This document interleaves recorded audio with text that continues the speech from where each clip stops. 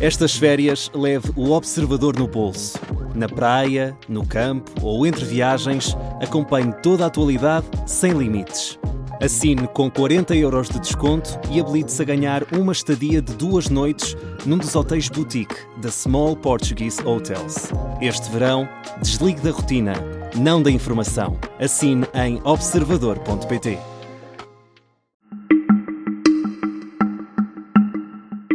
Esta é a história do dia da Rádio Observador. Chegou o homem que promete mudar tudo no Reino Unido.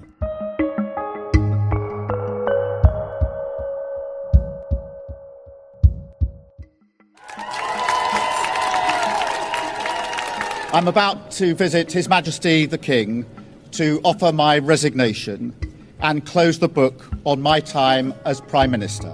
Rei morto, rei posto. As monarquias funcionam assim no Reino Unido, até a política parece seguir a mesma regra. Ouvíamos Keir Starmer, o ex-primeiro-ministro, depois de apresentar formalmente a demissão ao rei, e logo o Partido Trabalhista, sem precisar de novas eleições, apresentou ao rei o novo PM. Here is Andy Burnham with his wife, Marie-France Van Heel. That's right, being met there by the equerry to the King. Andy Burnham, ex-presidente da Câmara de Manchester, um dos políticos mais populares da atualidade, cumprimentou o rei e apresentou-se ao serviço. We will make this moment a circuit breaker for Britain, bringing forward the biggest changes in the last 40 years. Fazer as maiores mudanças dos últimos 40 anos, desenhar um novo modelo político e económico, este não é um homem com falta de ambição. Eu hoje vou conversar com a jornalista da Internacional do Observador, a Madalena Moreira, para percebermos que plano é este, o que mais prometeu Andy Burnham, as pistas que deixou naquilo que disse e, sobretudo, naquilo que escolheu não dizer. Eu sou o Pedro Benevides e esta é a história do dia de terça-feira, 21 de julho.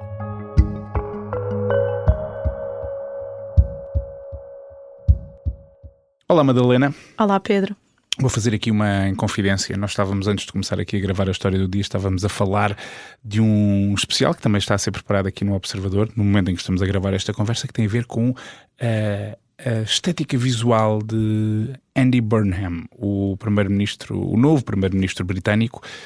O que é que chamou a atenção na roupa que ele usou nesta, digamos, cerimónia de tomada de posse, por assim dizer? Ele hoje aparece de fato e é isso que chama a atenção, porque é muito invulgar ele aparecer de fato e gravata. Isto é um homem que se veste sempre t-shirt preta, ou azul escuro, ele diz que é azul escura, e um blazer. Ou seja, aquela estética do homem de esquerda. Exatamente, aquela estética do homem da classe trabalhadora que não são os engravatadinhos de Westminster neste caso. A questão é que quando se vai ao rei, pronto, ao rei é como ir à madrinha, tem que se vestir como deve ser. É exatamente isso, e ele fez aqui essa questão, mas depois há muitas outras coisas que ele faz questão de quebrar a tradição. Se não posso quebrar a tradição no fato e gravata, então vou quebrar a tradição noutros aspectos. Então e onde é que ele quebrou a tradição? Há uma coisa muito óbvia que é, ele fala à frente do número 10 de Downing Street, aquela imagem icónica de um primeiro-ministro britânico, sem o púlpito. Pela primeira vez há um primeiro-ministro que está ali a falar sem notas, sem teleponto, sem púlpito. Ele fala só com o microfone à frente e as suas próprias palavras. E é aqui uma figura que ele cultiva de sou próximo das pessoas. Esta separação institucional entre primeiro-ministro e os eleitores, ele quer acabar com isso ao máximo. Ele tem uma multidão à sua volta que tem idosos, tem crianças, tem bebés de colo, é gente como a gente. E é esta imagem que ele quer cultivar, mesmo quando está de fato para ir ao rei. Que foi o caso. E, portanto, ele é um comunicador, porque naturalmente só um comunicador é que consegue fazer isso à vontade e com naturalidade. Caso contrário, teria de estar mesmo aos papéis, como se costuma dizer. E, portanto, ele já mostrou um bocadinho ao que vem. Já tínhamos essa imagem do homem da classe trabalhadora, agora é um primeiro-ministro que se quer mostrar junto do povo, junto dos eleitores, e, portanto, é quebrar ali algumas barreiras. Que outras coisas é que ele mostrou neste primeiro discurso de abertura que nos dá uma percepção de quem é o novo primeiro-ministro inglês? Ele faz aqui, passa muito por marcar a diferença para o Keir Starmer. O Keir Starmer sai do poder como o primeiro-ministro mais impopular da história moderna do Reino Unido, e ele, sendo trabalhista e sendo o herdeiro político de Keir Starmer, quer marcar a diferença com eu não tenho o peso morto político que o Keir Starmer adquiriu ao longo dos últimos 2 anos devido às medidas que foi implementando. Mas, ao mesmo tempo, politicamente há aqui uma continuidade, porque ele não foi eleito diretamente, o Labour foi eleito em 2024 e ele tem que fazer esta manutenção. O que é que ele faz? Ele tem um plano a longo prazo, que nós não sabemos o que é, já lá vamos. É muito longo prazo, na verdade. É muito longo prazo. Para aquilo que é a política habitual, em que se governa há 6 meses, às vezes. Principalmente no Reino Unido, em que literalmente se tem governado há 6 meses. Mas o que ele faz aqui é procurar medidas instantâneas perto da população. O principal obstáculo na política britânica neste momento é o estado da economia. Eles estão numa estagnação económica há uma década, desde o Brexit. E os 7 primeiros ministros da última década não conseguiram resolver esse problema. E, portanto, o que ele vem aqui é: eu vou resolver esse problema imediatamente com medidas concretas, fáceis de compreender junto do eleitorado mesmo, ou seja, coisas que toda a gente consegue perceber como é que isto vai afetar o meu bolso, dando exemplos, corte de impostos sobre o consumo de combustível e eletricidade, fim do pagamento de passes nos autocarros, ou até mesmo isenção de impostos nos escalões mais baixos do IRS. Ou seja, coisas concretas que ele reconhece. Isto vai dar margem de manobra às famílias, mas isto não resolve os problemas. E aí entra o grande objetivo de Andy Burnham, a sua grande ambição de Andy Burnham a longo prazo. E essa ambição é reestruturar, de certa forma, a economia britânica. É um plano a 10 anos, nós falávamos deste prazo que ele dá a 10 anos, que é uma coisa ambiciosa para qualquer primeiro-ministro que se candidata, porque os mandatos normalmente são bastante inferiores a isso, e no Reino Unido até agora nenhum deles tem conseguido cumprir os mandatos até ao fim, portanto, digamos que é mais ambicioso ainda. Quando ele fala desta reestruturação da economia, o que é que ele pretende fazer? Ele foi claro sobre o que país é que ele prevê? Nós sabemos qual é o plano genérico dele, e a questão aqui é que ele não encontra o problema nos últimos 10 anos. Ele encontra o problema nos últimos 40, que é basicamente a política moderna. E ele quer uma reestruturação total, e ele vai aqui beber às suas origens, que não são as suas origens, mas é pelo que ele é conhecido, que é como autarca de Manchester. O que ele quer é devolver, chama-se mesmo o processo de devolução, é devolver capacidades governativas às autarquias, ou seja, retirar poderes nacionais. Descentralizar, é a regionalização. E ele acha que esse é o segredo. Ele acha que o segredo está aqui, ou seja, e que a reestruturação económica passa por isto, passa pela aposta nas capacidades locais, na reindustrialização do que ele diz que são as partes esquecidas do Reino Unido, onde a política é feita por Londres para Londres. E o que ele aqui tenta, da sua experiência em Manchester e com os seus apoiantes e aliados políticos em Liverpool e nas outras grandes cidades, é mostrar também há potencial económico aqui, e se nós queremos reestruturar a economia do país, temos que apostar aqui, temos que ir à fonte, à origem do problema. E ele tem agora uma digressão planeada, chamamos-lhe uma digressão, porque ele vai andar a viajar por estas cidades em que ele quer apostar, ir à origem do problema. Aqui voltamos muito ao ele querer estar em contacto com a população, querer apostar nestes sítios. E passa muito por isso. Depois há aqui também uma componente mais política de, se ele conseguir estes planos a 10 anos, também há uma intenção de reestruturar o sistema eleitoral britânico. Portanto, estamos aqui a falar, ele quer mesmo mudar os últimos 40 anos de política que definiram o ponto a que o Reino Unido chegou agora. Portanto, a ambição não lhe falta. Em termos concretos, este primeiro discurso, percebemos exatamente para onde é que ele vai e como é que ele vai, sobretudo, como é que ele vai financiar aquilo que são os objetivos dele. Isso é a grande questão e ainda não conseguimos responder, porque a resposta que ele deu é: eu digo-vos amanhã, portanto terça-feira, este discurso foi feito segunda-feira, portanto eu digo-vos amanhã, terça-feira, o que é que eu vou fazer concretamente e, mais importante, como é que eu vou financiar isto.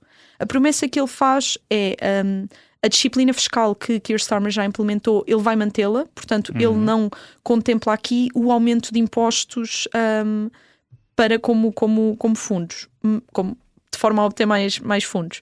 Mas aqui a questão é que ele já prometeu investimentos, por exemplo, na defesa, e ele não nos deu uma fonte de rendimento ao Estado que permita fazer estes investimentos todos que ele prometeu.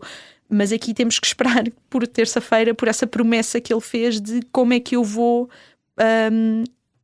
financiar as promessas que eu estou a fazer. Isso é a questão dos 100 mil euros, ou das 100 mil libras neste 100 caso. 100 mil libras ou 100 milhões de libras, ou não sabemos Muitas exatamente mais, provavelmente. quanto é que vai custar este plano de Andy Burnham, o novo primeiro-ministro britânico, mas vamos saber hoje, já há algumas respostas a isso e, portanto, quem está a ouvir e gosta deste tipo de assuntos pode ficar atento, porque hoje, em princípio, se for político de cumprir promessas, hoje já vai dizer qualquer coisa sobre isso. Há uma coisa que ele, quando era autarca, colocou como um dos seus objetivos principais e que ele também trouxe para este discurso. Tu falavas há pouco dele ir beber à sua experiência de autarca, ele também fez isso em algumas das promessas que fez agora neste discurso. Sim, é a única primeira, e é uma coisa muito pequena que ele anuncia concretamente, que é, ele diz que quer acabar com a situação das pessoas sem abrigo.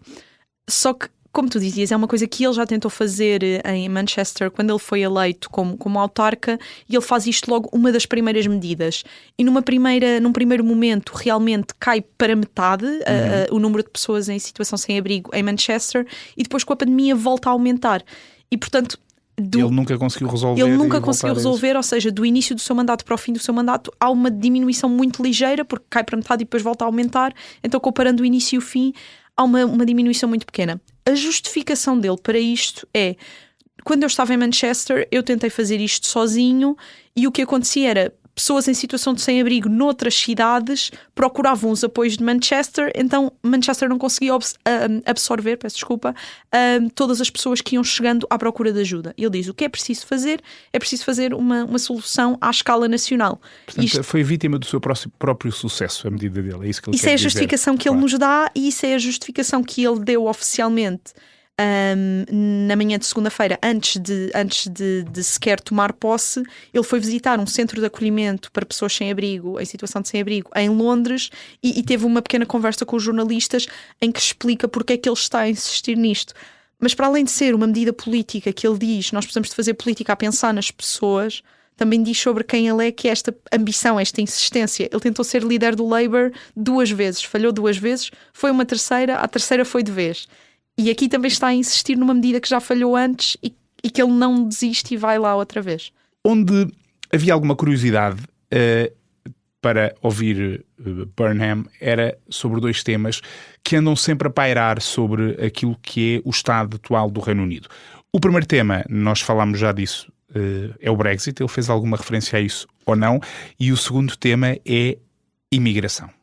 Exatamente, ele não faz referência a nenhum dos 2 temas. Curiosamente. E é claramente uma escolha consciente, e eu falava com alguns especialistas que diziam: ele tem que saber escolher as batalhas dele. E sendo o Brexit e a imigração 2 temas muito controversos e que não dividem só a sociedade britânica, dividem mesmo o partido que ele lidera, porque estamos a falar de um partido de massas que tanto tem gente mais à esquerda colados ao Partido dos Verdes, como tem gente mais ao centro quase colados aos conservadores. E, portanto, para equilibrar isto aqui, ele tem que saber agradar, passa a expressão, a gregos e troianos. E, portanto, é consciente num discurso que tem apenas 5 minutos na sua tomada de posse, em que ele se quer apresentar como uma figura positiva, ele não falar dos temas que não são positivos, dos temas que dividem, dos temas que fraturam tanto o país como a política. O que eu falava com os especialistas britânicos que analisaram o histórico dele é que, no caso da União Europeia, espera-se uma aproximação, mas nunca vai haver aqui, e havia um otimismo de ele vai querer regressar ao... É improvável, ou seja, não é uma prioridade dele, ele tem as prioridades dele, e seria um encargo também a 10 anos, uma readesão à União Europeia seria um plano a 10 anos para o qual ele não se quer... Nem tem mandato, provavelmente. Exatamente, para isso, não é? Claro. É bom que as pessoas não se esqueçam, ele não foi eleito para este cargo, é aquela coisa estranha da política. Isso, ou seja, a readesão à União Europeia nunca estava num programa do Labour em 2024, portanto como tu dizes, ele não teria mandato para o fazer agora. No que toca à imigração é ainda mais difícil. O Labour adotou uma política muito dura para um partido de centro-esquerda, para um partido trabalhista, mas é um fenómeno europeu, é o fenómeno de os partidos de direita radical têm imposto a sua narrativa, é uma narrativa popular e, portanto, é necessário agir nesse sentido. Mas, ao mesmo tempo, é improvável que Andy Burnham ceda mais do que Starmer já cedeu. Ou seja, a política que Starmer impôs está feita, está imposta, é improvável que ele volte atrás nessa política que já foi aprovada e já foi implementada. Agora, os apelos a que ele vá mais além, a que ele implemente medidas mais duras, que ele faça maiores restrições, que ele exija prazos maiores de permanência no Reino Unido, peço desculpa, para pedir nacionalidade, é improvável que ele vá além, porque, lá está, mais uma vez, é uma luta política que ele não tem qualquer interesse em comprar.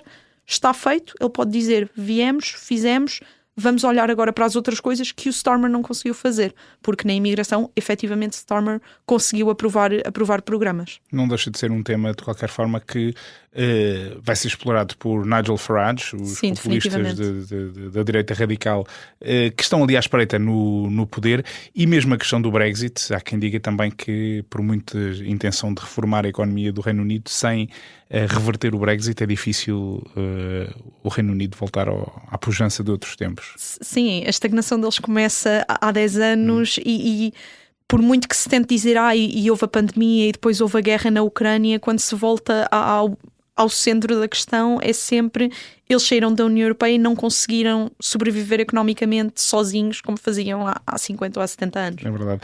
De qualquer forma, temos aqui um primeiro-ministro entusiasmado que se apresentou de forma diferente e quer resolver os problemas que os outros não conseguiram resolver, quer resolvê-los rapidamente e a partir de hoje vai anunciar medidas concretas e vai explicar como é que as vai pagar, portanto vamos estar atentos. Durante os próximos, pelo menos espera ele e esperemos nós para poder acompanhar durante os próximos 3 anos. Vamos ver o que acontece, Madalena. Obrigado. Obrigada eu.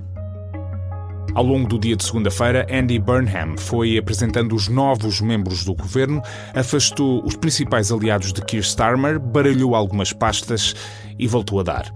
A partir de hoje esperam-se mais novidades do homem que, pelo menos, sabe o que dizer para tentar galvanizar um eleitorado que já encolhe os ombros ao 7º primeiro-ministro em apenas 10 anos. Ele diz que só esse facto é suficiente para exigir que esta geração de políticos suba o nível e esteja à altura dos desafios. Claro que falar é a parte mais fácil da arte de fazer política, o verdadeiro desafio começa agora. Esta foi a história do dia, a sonoplastia é do Tomás Ferreira, a música do genérico é do João Ribeiro. Eu sou o Pedro Benevides. Até amanhã.